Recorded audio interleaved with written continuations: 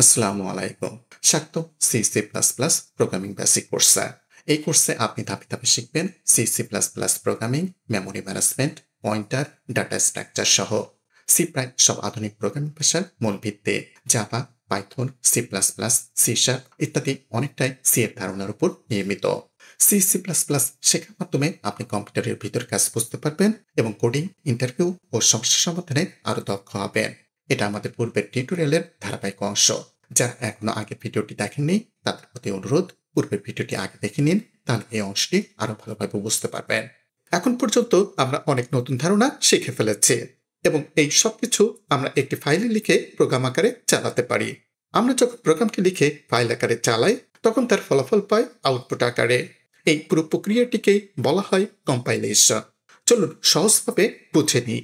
Compilation হলো এমন একটি প্রক্রিয়া বা প্রোগ্রাম যা সি ভাষার কোডকে মেশিন কোডে রূপান্তর করে।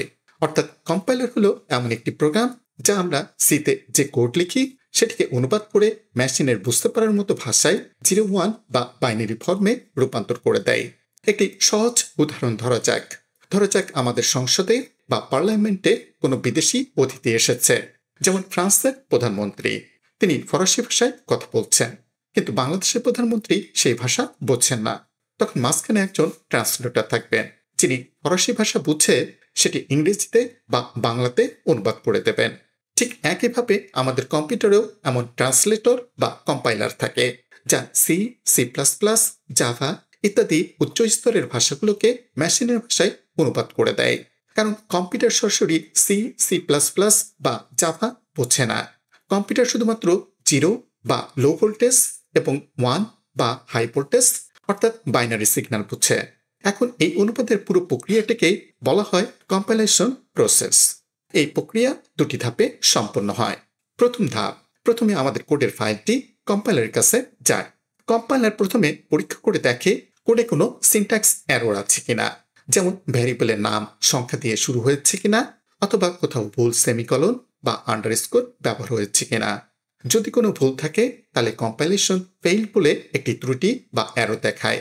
দ্বিতীয় ধাপে যদি কোনো সিনট্যাক্স ত্রুটি না থাকে তাহলে কম্পাইলার আমাদের কোডকে অনুবাদ করে মেশিন আন্ডারস্ট্যান্ডেবল ফাইলে রূপান্তর করে ফেলে।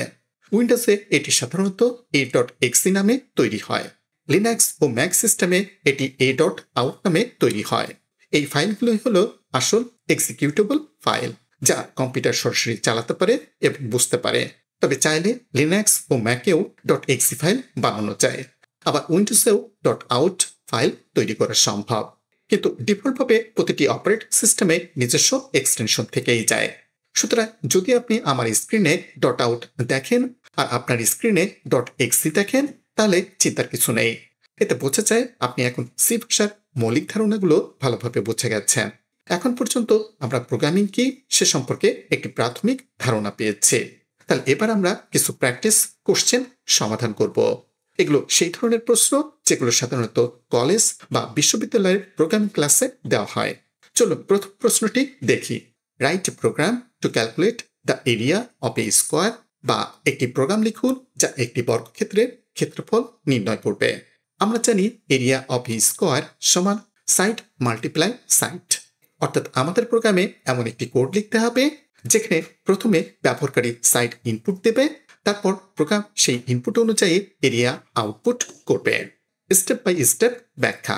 প্রথমে আমরা একটি ভ্যারিয়েবল তৈরি করব সাইড নামে, ইন্টিজার সাইড সেমিকলন। তারপর লিখব printf within double quotation enter side clone space semicolon, scanf within double quotation %d, ampersand side semicolon, printf within double quotation area is %d, site multiply site semicolon. এখন প্রোগ্রামটি চালায়। যদি আমরা input দেই side সমান 4, তাহলে আউটপুট হবে area of square is 16। কিন্তু এখন ভাবুন সাইড সবসময় পূর্ণ সংখ্যা নাও হতে পারে, যেমন 4.5 বা 5.2 হতে পারে।